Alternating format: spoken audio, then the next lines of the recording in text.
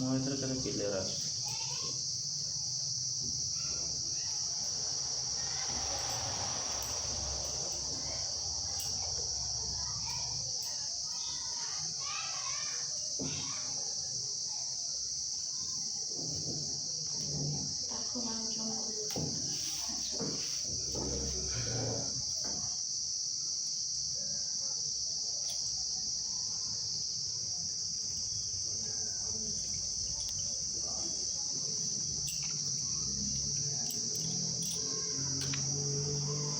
ମାଛ କେଳା ହେଉଛି। ମାଛ କେଳାଳି ରୋଷେଇ କରି